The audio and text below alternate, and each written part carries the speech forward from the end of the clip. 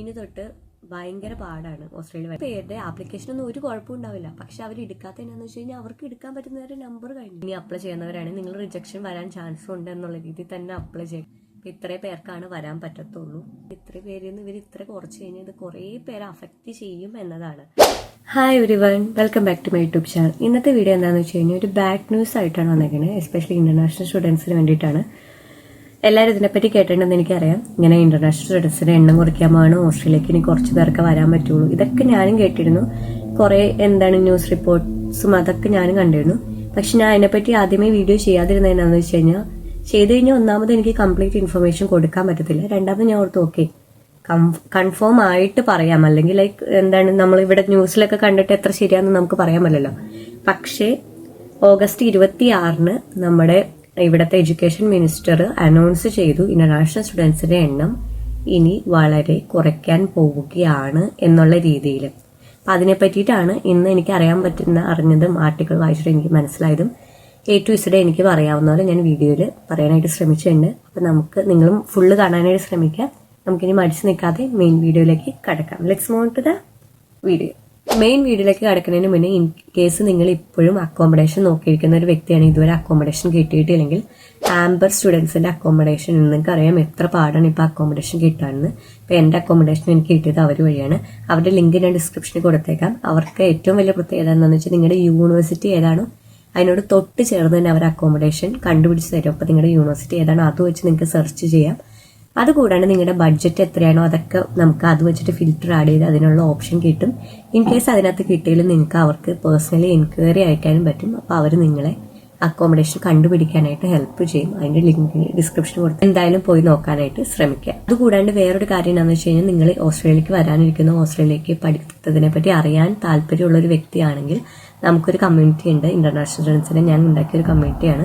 അതിനകത്ത് ഇപ്പൊ തന്നെ 2000 അടുത്ത സ്റ്റുഡൻസ് ആവാറായി. അപ്പൊ നിങ്ങൾക്കും അതിനകത്ത് ചേരണം, അവരുമായിട്ട് സംസാരിക്കണം, അവരുമായിട്ട് കണക്ട് ചെയ്യണം എന്നൊക്കെയാണെങ്കിൽ നമ്മുടെ ഈ യൂട്യൂബ് ചാനൽ സബ്സ്ക്രൈബ് ചെയ്തിട്ട് സബ്സ്ക്രൈബ്ഡ് എന്ന് പറഞ്ഞിട്ട് എനിക്ക് ഇൻസ്റ്റഗ്രാമിലോ DM അയക്കാം. ഇൻസ്റ്റഗ്രാമിന്റെ ലിങ്കും ഞാൻ ഡിസ്ക്രിപ്ഷനിൽ കൊടുത്തേക്കാം. ഇൻസ്റ്റഗ്രാമും ഫോളോ ചെയ്യാനായിട്ട് ശ്രമിക്കും. അപ്പൊ ഈ ആർട്ടിക്കിളിൽ പറഞ്ഞേക്കുന്നത് എന്താണെന്ന് വെച്ച് കഴിഞ്ഞാൽ, under the cap publicly funded university will take in about 1,45,000 new international students next year, which is consistent with 2023 levels, with another 95,000 allotted for vocational education and training courses, which the government says will bring the figures down to pre-pandemic levels. ഇവർ പറഞ്ഞ സംഭവം എന്താണെന്ന് വെച്ച് കഴിഞ്ഞാൽ, ഇനി തൊട്ട് 1,45,000 plus 95,000 ആളുകളെയാണ് ഇനി തൊട്ട് എടുക്കാൻ പറ്റുള്ളൂ. അപ്പൊ അതിന്റെ അർത്ഥം എന്താണെന്ന് വെച്ച് കഴിഞ്ഞാൽ, ആകെ ഒരു വർഷം, അതായത് 2025 തൊട്ട് ഇവർ എടുക്കുന്ന ഒരു വർഷം ഇന്റർനാഷണൽ സ്റ്റുഡൻസിന്റെ എണ്ണം എന്ന് വെച്ച് കഴിഞ്ഞാൽ 2,40,000 അതായത് 1,45,000 പ്ലസ് 95,000. ഈ 95,000 സ്റ്റുഡൻസ് എന്ന് പറഞ്ഞാൽ vocational training kind of courses ആണ്. അതിനകത്ത് ഈ യൂണിവേഴ്സിറ്റീസ് ഒക്കെ പെടുമെന്ന് വെച്ച് കഴിഞ്ഞാൽ, നമ്മൾ മെയിൻ ആയിട്ട് വരുന്നത് മാസ്റ്റേഴ്സും ബാച്ചിലേഴ്സും ഒക്കെ എടുക്കാനാണ്. അപ്പൊ അതിനകത്ത് 1,40,000. ഇവിടെ ഫോർ എക്സാമ്പിൾ ഞാൻ ചുമ്മാ ഒരു കണക്ക് പറയുവാണെങ്കിൽ, ഈ ഒരു വർഷം 2024 മെയ് വരെ വന്ന സ്റ്റുഡൻസ്, വന്നതല്ല അപ്ലൈ ചെയ്ത സ്റ്റുഡൻസിന്റെ എണ്ണം എന്ന് വെച്ച് കഴിഞ്ഞാൽ 8 ലക്ഷത്തിന് മേളിലാണ്. അതിനകത്ത് ആപ്ലിക്കേഷൻ സക്സസ്ഫുൾ ആയത് വെറും 2 ലക്ഷത്തി ആളുകളുടെയാണ്. അപ്പൊ അതിനകത്ത് ചിലപ്പോൾ 3 ലക്ഷത്തി 4 ലക്ഷത്തി ആളുകളുടെ ആപ്ലിക്കേഷൻ ഒരു കുഴപ്പമിട്ടാവില്ല, ജെന്യൂൻ സ്റ്റുഡൻസ് ആയിരിക്കും. പക്ഷേ ഏത് കൺട്രി എടുത്താലും അവർക്കൊരു പരിധി കൂടുതൽ സ്റ്റുഡൻസിന് എടുക്കാൻ പറ്റില്ല. അവർക്കൊരു നമ്പർ ലിമിറ്റ് ഉണ്ട്. അപ്പൊ അത് അത്രയും നമ്പർ ഓൾറെഡി ഇവർ ഈ 5 മാസത്തിനുള്ളിൽ എടുത്തു. ഈ 5 മാസത്തിലായിട്ട് അവർ എടുത്തേക്കുന്ന 2 ലക്ഷത്തി എത്രയാണ്. പക്ഷെ അടുത്ത വർഷം തൊട്ട് എല്ലാ യൂണിവേഴ്സിറ്റിയും കൂടി നമുക്ക് ഒരു വർഷത്തിൽ 2,40,000 പേര് എടുക്കാൻ പറ്റുള്ളൂ എന്ന് വെച്ച് കഴിഞ്ഞാൽ, എന്തോരു ശതമാനം കുറയണമെന്ന് നിങ്ങൾക്ക് ഊഹിക്കാമല്ലോ. അവർ പറയുന്നതനുസരിച്ച് 75% വരെ കുറയുമെന്നാണ്. ഇപ്പൊ എല്ലാവരും ഒരു പേടിക്കേണ്ട നമ്പറാണ്. ഇൻ കേസ് നിങ്ങൾ ഇപ്പോഴും വെയിറ്റ് ചെയ്തിരിക്കുകയാണ്, നിങ്ങൾ അപ്ലൈ ചെയ്തിട്ട് വെയിറ്റ് ചെയ്തിരിക്കുകയാണ്, അല്ലെങ്കിൽ അപ്ലൈ ചെയ്യാനിരിക്കുകയാണെങ്കിൽ നിങ്ങളൊന്ന് കുറച്ചുകൂടി പേടിച്ചു. കാര്യം ഡിമോട്ടിവേറ്റ് ചെയ്യുന്നില്ല, കുറച്ചുകൂടി പ്രാക്ടിക്കലായിട്ട് ചിന്തിച്ചാൽ വേറെ രാജ്യങ്ങളും അപ്ലൈ ചെയ്യാനായിട്ട് ശ്രമിക്കുക. എന്തായാലും ഈ ഒരു വർഷം എന്തായാലും 2025 ഇങ്ങനെയായിരിക്കും എന്നുള്ള രീതിയിലാണ് പറഞ്ഞേക്കുന്നത്. നമുക്കറിയാൻ പാടില്ല ഇനി എങ്ങനെയാണ് പിന്നീട് മാറ്റുമെന്ന് പറയാൻ കാര്യം എന്താണെന്ന് വെച്ച് കഴിഞ്ഞാൽ, ഓസ്ട്രേലിയയുടെ main income, one of the main income, 4ാമത്തെ ഇതെന്തോ ആണ് എഡ്യൂക്കേഷൻ എന്ന് പറയുന്നത്. അതായത് പുറത്തുനിന്ന് വന്ന മണി, ഇന്റർനാഷണൽ സ്റ്റുഡൻസിന്റെ പൈസ അത്രയും ഇമ്പോർട്ടന്റ് ആണ്. ഇവർക്ക് അത്രയും പൈസ നമ്മൾ കൊടുക്കുന്നുണ്ട്. ഇവിടുത്തെ ഒരു സ്റ്റുഡൻസ് കൊടുക്കുന്നതിന് 3 ഇരട്ടി നമ്മൾ കൊടുക്കുന്നുണ്ട്. അപ്പൊ ഇവരുടെ ഒരു മെയിൻ സോഴ്സ് ഓഫ് ഇൻകം ആണ് ഇന്റർനാഷണൽ സ്റ്റുഡൻസ് എന്ന് പറയുന്നത്. പക്ഷെ അത് ഇത്രയും കുറച്ച് ചെയ്യുമ്പോൾ, ചിലപ്പോൾ കുറച്ച് കളയുമ്പോൾ അവരെ അഫക്ട് ചെയ്യുമ്പോൾ അവർ ചിലപ്പോൾ പണ്ടത്തെ പോലെ തന്നെ തിരിച്ചാക്കിയേക്കാം. പക്ഷെ ആ ഒരു സമയത്ത് ചിലപ്പോൾ 2025 അതെന്തായാലും നടക്കില്ല എന്നാണ് ഇവർ പറഞ്ഞത്. 2025 നമ്മൾ ഇത്ര സ്റ്റുഡൻസിനെയാണ് എടുക്കാൻ നോക്കുന്നുള്ളൂ എന്നാണ് പറയുന്നത്. ശരിക്കും പറഞ്ഞു കഴിഞ്ഞാൽ ഇൻഫ്ലേഷനും റെന്റൽ ക്രൈസിസിനും ഒക്കെ കാരണം ഇന്റർനാഷണൽ സ്റ്റുഡൻസ് ആണ് എന്നുള്ള രീതിയിലാണ് അവർ ഇൻഡയറക്ട്ലി പറയുന്നത്. അപ്പൊ അവരെന്നല്ല, അവരുടെ ഇപ്പം നിൽക്കുന്ന പാർട്ടിയുടെ ഓപ്പോസിഷൻ പാർട്ടി പറഞ്ഞത് ഇന്റർനാഷണൽ സ്റ്റുഡൻസിനെ ഇങ്ങനെ സപ്പോർട്ട് ചെയ്തിട്ടെന്നുള്ള രീതിയിൽ ഇൻഡയറക്റ്റ് ആയിട്ട് അവർ സംസാരിക്കുകയാണ്. ഇപ്പൊ നമ്മൾ ഓസ്ട്രേലിയൻസിന്റെ കാര്യം നോക്കണം, ഓസ്ട്രേലിയൻസിന്റെ കാര്യം നോക്കാണ്ട് ഇന്റർനാഷണൽ സ്റ്റുഡൻസിനെ കൂടുതൽ പ്രൊട്ടക്ട് ചെയ്ത് വയ്ക്കുകയാണ് നിങ്ങളെന്നുള്ള രീതിയിലാണ്. അപ്പൊ അതും കൂടി കൊണ്ടാണ് ഇവരിങ്ങനെ ചെയ്യുന്നത്. പക്ഷെ ശരിക്കും പറഞ്ഞു കഴിഞ്ഞാൽ ഇന്റർനാഷണൽ സ്റ്റുഡൻസ് അല്ല ഇതിന് കാരണം, അല്ലാണ്ട് കുറെ പേര് പുറത്തുനിന്ന് വരുന്നുണ്ട്. പക്ഷെ ഇവർ ഡയറക്റ്റ്ലി അതൊരിക്കലും പറയില്ല. ഇവർ ഡയറക്റ്റ്ലി അനൗൺസ് ചെയ്തേക്കുന്ന ഒരു കാര്യം എന്താണെന്ന് വെച്ച് കഴിഞ്ഞാൽ കുറെ ഇന്റർനാഷണൽ സ്റ്റുഡൻസ് ജെന്യുവൻ അല്ലാത്തവർ വരുന്നുണ്ട്, അവരെ ഇല്ലാണ്ടാക്കാൻ വേണ്ടിയിട്ടാണ് നമ്മൾ ഓരോ ദിവസം കൂടുതലും റൂൾസ് സ്ട്രിക്റ്റ് ആക്കണേന്നാണ് പറയുന്നത്. പക്ഷെ അതിനകത്ത് എത്ര ശരിയുണ്ടെന്ന് നമുക്കറിയാലോ. ശരിക്കും പറഞ്ഞാൽ ഇതൊക്കെയാണ് കാരണം. പിന്നെ വേറൊരു കണക്ക് ഞാനൊരു ഗ്രാഫ് ഇവിടെ കാണിക്കാം കേട്ടോ. അപ്പൊ ഈ ഗ്രാഫിൽ കൊടുത്തേക്കുന്നത് എന്നാന്ന് വെച്ച് കഴിഞ്ഞാൽ 2018 നിങ്ങൾക്ക് കണ്ടറിയാം 2,30,000 ആളുകളാണ് വന്നത്. 2019 2,49,000, 2020 2,22,000, 2021 22 1,50,000, 1,60,000 ആ ഒരു ഇതാ വന്നേക്കുന്നത്. അപ്പൊ അത് കഴിഞ്ഞ് 2023 പിന്നെയും കൂടി. അതായത് നമ്മൾ കോവിഡ് കഴിഞ്ഞ് ഓപ്പൺ ചെയ്തു 2,63,000 ആയി. 2024 ഇപ്പൊ പകുതി ആയിട്ടുള്ളൂ. ഇതുവരെ നമുക്ക് കിട്ടിയേക്കുന്നത് 2,89,000 സ്റ്റുഡൻസ് എൻറോൾ ചെയ്തേക്കുന്നത്.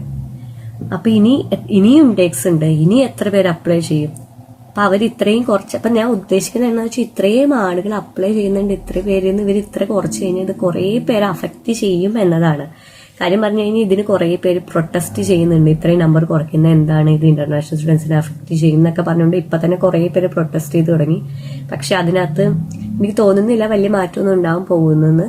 എന്തായാലും ആ ഒരു വർഷം 2025 ഇങ്ങനെയായിരിക്കും എന്നുള്ള രീതിയിലാണ് ഇവർ പറയുന്നത്. പക്ഷെ എനിക്ക് തോന്നുന്നു 2025 കഴിയുമ്പോൾ ചിലപ്പോൾ അവർ പിന്നെയും തിരിച്ച് പഴയ ലെവലിലേക്ക് കൊണ്ടുവരും. കാര്യം എന്തോരം പൈസ ഇന്റർനാഷണൽ സ്റ്റുഡൻസിന് ഇവർക്ക് കിട്ടുന്നത്, ആ പൈസയുടെ ആവശ്യം അവർക്ക് ഉണ്ടല്ലോ. പക്ഷെ ഈ ഇലക്ഷൻ ടൈമിൽ ഇതൊക്കെ കഴിഞ്ഞു. ഇനി ഇപ്പൊ ഇവർക്ക് പുതിയ ഈ ഓപ്പോസിഷൻ ഇങ്ങനെ പറയുമ്പോൾ ആ ഒരു പോയിന്റിന് വേണ്ടി മാത്രം ചെയ്യുന്നത് ആവാനും ചാൻസ് ഉണ്ട്. എത്ര ശരിയാണെന്നും അറിയില്ല. പിന്നെ ഇനി അപ്ലൈ ചെയ്തിട്ട് വെയിറ്റ് ചെയ്തിരിക്കുന്നവരോടും ഇനി അപ്ലൈ ചെയ്യാനിരിക്കുന്നവരോടും എനിക്ക് പറയാനുള്ള കാര്യം എന്താണെന്ന് വെച്ച് കഴിഞ്ഞാൽ ഡീമോട്ടിവേറ്റ് ചെയ്യണമെന്ന് വിചാരിക്കരുത്. ഒരു റിയാലിറ്റി ചെക്ക് പോലെ എടുത്തു കഴിഞ്ഞു കഴിഞ്ഞാൽ ഇനി തൊട്ട് ഭയങ്കര പാടാണ് ഓസ്ട്രേലിയ വരെ. ഇതിന് മുന്നേ നിങ്ങൾ ശ്രദ്ധിച്ചു കഴിഞ്ഞാൽ അറിയാം, ഇന്റർനാഷണൽ സ്റ്റുഡൻസിന്റെ IELTSന്റെ സ്കോർ കൂട്ടുന്നു, ബാക്കി കാര്യങ്ങൾ മാറ്റം വരുന്നു, അങ്ങനെ എല്ലാം ഇവർ ടഫ് ആക്കിക്കൊണ്ടിരിക്കുകയാണ് ഓരോ ദിവസം കൂടുന്നതോറും. അത് ഇനി ടഫ് ആകത്തേ ഉള്ളൂ, ഒരിക്കലും ഇനി ലിബറൽ ആവാനായിട്ട് പോകുന്നില്ല. അപ്പൊ നിങ്ങൾ അതനുസരിച്ച് പ്രാക്ടിക്കലായിട്ട് ചിന്തിക്കുക. എന്തായാലും വിസ കിട്ടും, എന്റെ ഒരു ആപ്ലിക്കേഷൻ കുഴപ്പമില്ലല്ലോ എന്ന് വിചാരിക്കരുത്. ഇപ്പൊ തന്നെ ഞാൻ പറഞ്ഞല്ലോ, ഒരു കുറെ പേരുടെ ആപ്ലിക്കേഷനൊന്നും ഒരു കുഴപ്പം ഉണ്ടാവില്ല. പക്ഷെ അവർ എടുക്കാത്ത എന്നാന്ന് വെച്ച് കഴിഞ്ഞാൽ അവർക്ക് എടുക്കാൻ പറ്റുന്നവരുടെ നമ്പർ കഴിഞ്ഞു. ഒരു നമ്പറിൽ പരിധി കൂടുതൽ അവർക്ക് എടുക്കാൻ പറ്റത്തില്ല. അത് നിങ്ങൾ എത്ര ജെന്യൂൻ സ്റ്റുഡന്റ് ആയാലും അങ്ങനെയാണ്. അപ്പൊ നിങ്ങളോട് പറയാനുള്ളത്, നിങ്ങൾ വേറെ ഓപ്ഷൻസും ഓപ്പൺ ആയിട്ടിരിക്കുക, വേറെ കൺട്രീസ് അപ്ലൈ ചെയ്യാനായിട്ട് റെഡി ആയിരിക്കുക. ഈ ഓസ്ട്രേലിയ തന്നെയാണെന്നൊന്നുമില്ല. എന്റെ ഒരു അഭിപ്രായത്തിൽ ഞാൻ പറയാലോ, ഏത് രാജ്യത്ത് ചെന്നാലും രക്ഷപ്പെടാനുള്ളവരാണെങ്കിൽ രക്ഷപ്പെടും. അത് ഓസ്ട്രേലിയ തന്നെ വേണമെന്നില്ല. അതും പറഞ്ഞിട്ട് ഇനി എന്നെ ട്രോൾ ചെയ്യില്ല കേട്ടോ. അത് എൻ്റെ ഒരു അഭിപ്രായമാണ്. അപ്പൊ കഷ്ടപ്പെടാൻ റെഡി ആവുകയാണെങ്കിൽ അത് ഏത് രാജ്യത്ത് പുറം രാജ്യത്ത് പോയാലും നമുക്ക് അതിനുള്ള ഓപ്പർച്യൂണിറ്റീസ് ഉണ്ട്, രക്ഷപ്പെടാൻ പറ്റും. പക്ഷെ തുടക്കത്തിൽ അതിൻ്റെതായ ബുദ്ധിമുട്ടുണ്ടാവും എന്നാണ് വിചാരിക്കുന്നത്. അപ്പൊ നിങ്ങൾ ഇനി അപ്ലൈ ചെയ്യുന്നവരാണെങ്കിൽ നിങ്ങൾ റിജക്ഷൻ വരാൻ ചാൻസ് ഉണ്ട് എന്നുള്ള രീതിയിൽ തന്നെ അപ്ലൈ ചെയ്യുക. കാര്യം അത് നിങ്ങളുടെ കുഴപ്പമല്ല, അതിപ്പോ ഇങ്ങനെയാണ് ഇവിടുത്തെ സിറ്റുവേഷൻ, ഇത്രയും ടഫാണ്. ഇപ്പൊ ഇത്രയും പേർക്കാണ് വരാൻ പറ്റത്തുള്ളൂ. അത് ഭയങ്കര സാഡായിട്ടുള്ള ന്യൂസാണ്. എനിക്ക് കേൾക്കുമ്പോൾ ബുദ്ധിമുട്ടുണ്ട്. എനിക്കറിയാം കുറെ പേര് വെയിറ്റ് ചെയ്യുന്നവരുണ്ട്, കുറെ പേരുടെ ഇതുണ്ടെന്ന്. പിന്നെയും ഇതിനെ ഞാൻ വലിച്ചു നീട്ടി പറയുന്നില്ല. ഇത്രയും ഇൻഫർമേഷനാണ് കൊടുത്തേക്കുന്നത്. നിങ്ങൾക്ക് ഇനിയും ഇതിൽ കൂടുതൽ ഇൻഫർമേഷൻ വേണമെങ്കിൽ ഞാൻ ആർട്ടിക്കിൾസ്, ഇതിന്റെ ഡീറ്റെയിൽഡ് ആയിട്ടുള്ള ആർട്ടിക്കിൾസ് ഞാൻ ലിങ്ക് ഡിസ്ക്രിപ്ഷൻ കൊടുത്തേക്കാം. അതെന്തായാലും പോയി കാണാനായിട്ട് നിങ്ങൾക്ക് വായിച്ചു നോക്കാം. നിങ്ങൾക്ക് എല്ലാ ഡീറ്റെയിൽസും അതിനകത്ത് തന്നെ ഉണ്ടാവും. വേറെ എന്നാ, ഹാപ്പിയായിട്ടിരിക്കുക. ഓസ്ട്രേലിയ അല്ലെങ്കിൽ വേറെ രാജ്യമുണ്ട്. ഞാൻ ഒരിക്കലും ഈ ചാനലിൽ ഓസ്ട്രേലിയ തന്നെ പ്രൊമോട്ട് ചെയ്യുന്നില്ല. പുറം രാജ്യത്ത് പോയി കഴിഞ്ഞാൽ രക്ഷപ്പെടാനുള്ളവരാണ് രക്ഷപ്പെടും. ഇതായിട്ട് ഹാപ്പി ആയിട്ടിരിക്കുക. ഇനി കാണുന്നവരെ ബൈ ബൈ.